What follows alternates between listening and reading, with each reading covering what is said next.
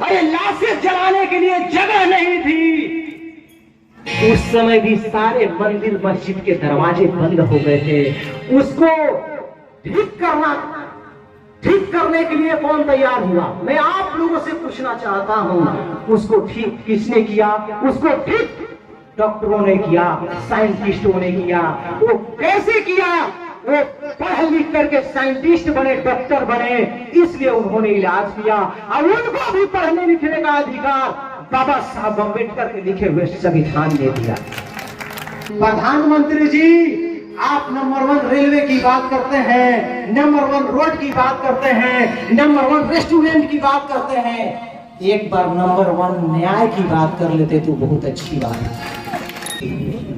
बहुत बहुत धन्यवाद हमारे मंच संचालक जी, और धन्यवाद देना चाहता हूं तमाम माताएं, बहनें, नौजवान साथी, गार्जियन, जनप्रतिनिधि, पदाधिकारी और हमारे नौजवान साथी जो हमारे साथ कंधे से कंधे मिला करके हमारा संगठन भीम आर्मी भारत एकता मिशन को प्रखंड के साथ साथ राज्य स्तर, केंद्र स्तर तक लेकर के जा रहे हैं। आज 26 नवंबर भारतीय संविधान दिवस के शुभ अवसर पर आप तमाम लोगों को रोहतास प्रखंड के भीम आर्मी प्रवक्ता होने के नाते दिल के गहराइयों से सादर जय भीम नमो बुद्धाय के साथ स्वागत अभिनंदन करता हूं। आज संविधान दिवस के शुभ अवसर पर सब करने आ जाते हैं। मुझे मौका मिला बोलने का, तो मैं संविधान पर ही बात करूंगा।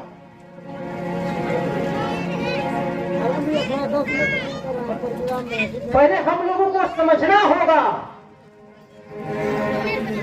कि ये संविधान क्या है, संविधान का मतलब क्या होता है, संविधान क्या है, इसके बारे में हम लोग को समझना होगा। और कोई चीज का मतलब पता नहीं चलता है तो उसको संधि विच्छेद करने की जरूरत पड़ती है।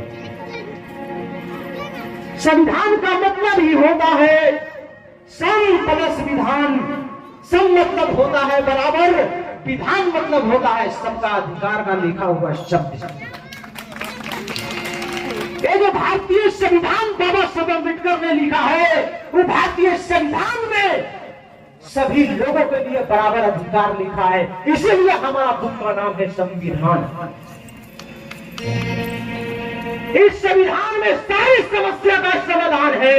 इस संविधान में जो कुछ भी आप ढूंढेंगे सारा समस्या का समाधान मिलेगा। ये समाधान जो है हमारा भारतीय संविधान में मिलेगा। और आज के समय में हमारे देश में भारतीय संविधान पर खतरा मंडरा रहा है। और हमारे देश के वो नेता, मंत्री, पदाधिकारी जो संविधान के शपथ लेकर के कुर्सी जमाए बैठे हुए हैं, वो दलाल छुट्टी संविधान में जब क्षति पहुंचती है वो बोल नहीं रहे हैं। वैसे लोगों को मैं कहना चाहता हूं कि तू संभाल लो। अगर भारतीय संविधान जब तक जिंदा है तुम्हारा कुर्सी विराजमान है, जब तक संविधान जिंदा है तुम्हारा पैसा रुपया गाड़ी विराजमान है। अगर संविधान खत्म हो गया है तो तुमको ऑफिस से खींच करके बाहर सड़क पर फेंक दिया जाएगा। तुमको कोई नहीं बचाएगा। तुम्हें बचाएगा कौन? तो भारतीय संविधान बचाएगा। इसलिए भारतीय संविधान को बचाने की जरूरत है, भारतीय संविधान को सुरक्षित रखने की जरूरत है। लेकिन तुम क्या कर रहे हो? क्या कर रहे हो? भारतीय संविधान ने तुमको अधिकार दिया। भारतीय संविधान के आरक्षण के बदौलत तुमको नौकरी मिलती है, तुमको कुर्सी मिलती है। भारतीय संविधान को शपथ लेकर के तुम एसी वाले रूम में घूमते हो, एसी वाले गाड़ी में घूमते हो। आवाज संविधान पर खतरा मंडरा रहा है और तुम चमचा दलाली कर रहे हो। ऐसे दलालों को हम सबक सिखाना चाहते हैं। और सबक कैसे सिखाएंगे? जब हमारा आम नागरिक, आम जनता, हमारे आम लोग हमारे साथ रहेंगे, हमारे साथ कदम से कदम मिला करके चलेंगे, तो ऐसे चुटिए दलाल को खींच करके बाहर हम लोग निकालेंगे। मुझे सबक सिखाने का काम है। मैं कहना चाहता हूं आपने नंबर 1 रोड की बात करते हैं, आप नंबर 1 रेस्टोरेंट की बात करते हैं, आप नंबर 1 एयरपोर्ट की बात करते हैं। मैं देश के माननीय प्रधानमंत्री जी से कहना चाहता हूं, प्रधानमंत्री जी आप नंबर 1 रेलवे की बात करते हैं, नंबर 1 रोड की बात करते हैं, नंबर 1 रेस्टोरेंट की बात करते हैं, एक बार नंबर 1 न्याय की बात कर लेते तो बहुत अच्छी बात है।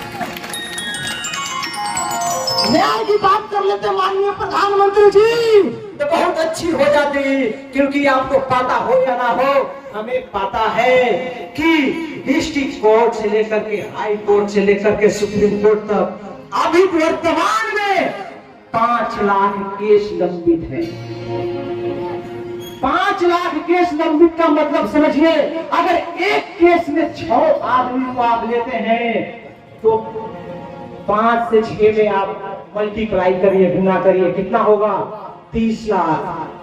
प्रधानमंत्री नरेंद्र मोदी जी से कहना चाहता हूं कि प्रधानमंत्री जी 30 लाख लोग जो है न्याय के आस लगाए रो रहे हैं, थोड़ा उस पर भी विचार कर लेते तो बहुत अच्छी बात होती। इसके साथ साथ दूसरी जो है जुडिशरी सिस्टम है, न्याय सिस्टम है, वो आपका डीएमएसपी थाना ब्लॉक का है। यहाँ पर भी 5 लाख केस लंबित है, इसको भी आप डिवाइड कर लीजिए। अगर इसमें भी अगर 6 या 5 अगर लोग हैं, अगर 5 से भी मल्टीप्लाई करिएगा तो 25 लाख यहाँ पर भी न्याय की गुहार लगा रहे हैं। और आप एसी वाले रूम में सो करके और कहते हैं कि राम लला बनाएंगे, मंदिर भी बनाएंगे। आप तमाम लोग यहाँ उपस्थित हैं, दिल पर हाथ रख करके बताइएगा। मैं आप लोगों से सवाल करता हूँ, आपको मंदिर चाहिए कि अच्छा स्कूल चाहिए? आप लोग दिल पर जो है हाथ रख करके बताइएगा, आपको मंदिर चाहिए कि अच्छा इलाज चाहिए? आपको मंदिर चाहिए कि आपको रोजगार चाहिए? मैं आप लोगों से पूछना चाहता हूँ, इलाज चाहिए, रोजगार चाहिए और क्या चाहिए? नौकरी चाहिए। इससे हमारा देश का भविष्य बदलेगा। प्रधानमंत्री नरेंद्र मोदी जी, आप इस पर गौर क्यों नहीं करते? आप लोग बुरा मत मानिएगा, हम आम जनता हैं, वो हमारे प्रधानमंत्री जी हैं, उनसे सवाल करना मेरा अधिकार है, मैं इसलिए उनसे सवाल कर रहा हूं।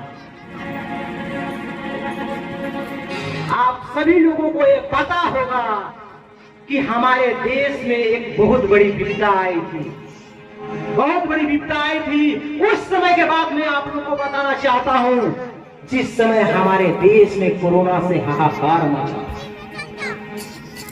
अरे लाशें जलाने के लिए जगह नहीं थी। उस समय भी सारे मंदिर मस्जिद के दरवाजे बंद हो गए थे। उसको ठीक करने के लिए कौन तैयार हुआ? मैं आप लोगों से पूछना चाहता हूं, उसको ठीक किसने किया? उसको ठीक डॉक्टरों ने किया, साइंटिस्टों ने किया। वो कैसे किया? वो पढ़ लिख करके साइंटिस्ट बने, डॉक्टर बने, इसलिए उन्होंने इलाज किया। और उनको भी पढ़ने लिखने का अधिकार बाबा साहब अम्बेडकर के लिखे हुए संविधान ने दिया।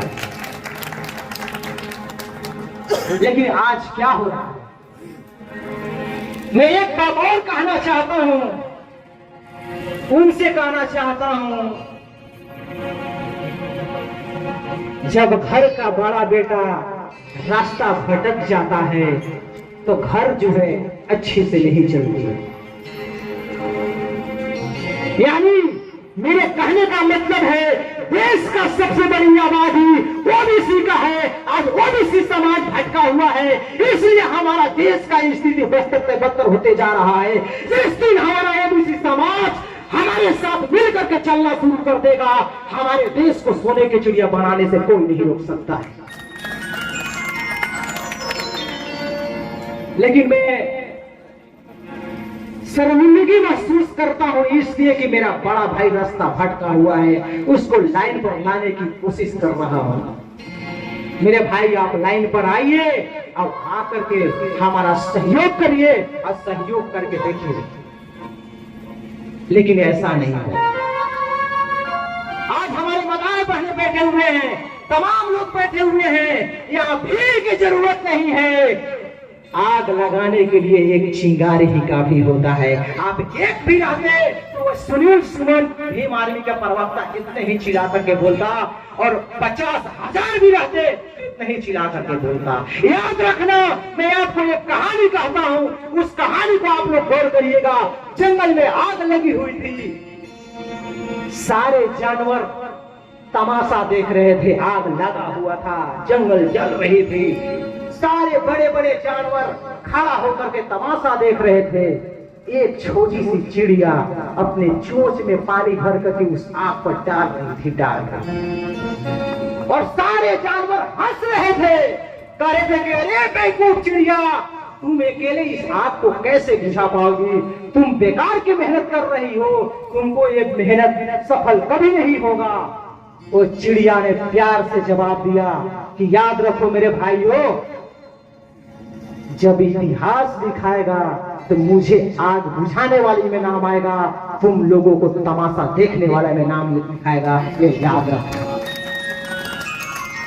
यही संकल्प हम लोगों को यहाँ लेकर के जाना होगा कि यहाँ से बाबा साहब अम्बेडकर के लिखे हुए संविधान को ध्वस्त किया जा रहा है, देश में बर्बाद किया जा रहा है, संविधान की बत्तियां जलाई जा रही है। हमारे नालायक हरामी मंत्री एसी में बैठे हुए हैं, वैसे लोगों को सबक सिखाने की जरूरत है।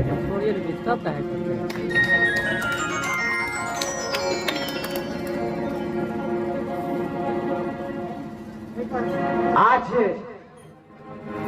हम लोग के ऊपर शोषण पे शोषण अत्याचार हो रहा है, लेकिन हमारा सुनवाई नहीं हो पा रहा है। जानते हैं क्यों? इसलिए सुनवाई नहीं हो पा रहा है कि मेरे पास पावर नहीं है। लोग सोचते हैं मेरे पास पावर नहीं है, लेकिन याद रखना, जनता की पावर सबसे बहुतपूर्ण, सबसे मजबूत पावर होती है। ऐ जनता हमारे साथ है, हम किसी से डरने वाले नहीं है, हम किसी के आगे झुकने वाले नहीं है। झुकेंगे तो भारतीय संविधान के आगे झुकेंगे, बाबा साहब अम्बेडकर के आगे झुकेंगे, और किसी के पास नहीं झुकेंगे। आज हम पावर में नहीं है, पावर में इसलिए नहीं है क्योंकि हम एकजुट यूनिटी में नहीं है। ये पावर कैसी आएगी, आप लोगों से पूछना चाहता हूं, ये पावर कैसी आएगी? ये पावर आएगी कैसे? ये पावर आएगी वोट से और कलम से। ये पावर वोट और कलम से आएगी। इसका अधिकार बाबा साहब ने हम सभी लोगों को दिया है, लेकिन हम लोग नहीं समझ पा रहे हैं, नहीं समझ पा रहे हैं। मानवर कर्ण श्री राम साहब बोले थे, करे बेवकूफो, तुम पावर के पीछे क्यों भागते हो? तुम पावर के पीछे क्यों भागते हो? तुम खुद पावर बनना सीखो, पावर के अपना मुट्ठी में रखना सीखो। जिस दिन तुम खुद पावर बन जाओगे, तुम्हारे बहन बेटी, तुम्हारे भाई के ऊपर आंख उठाकर ताकने वाले पहले 1000 बार सोचेगा, इसके बाद आंख उठाकर के ताकेगा।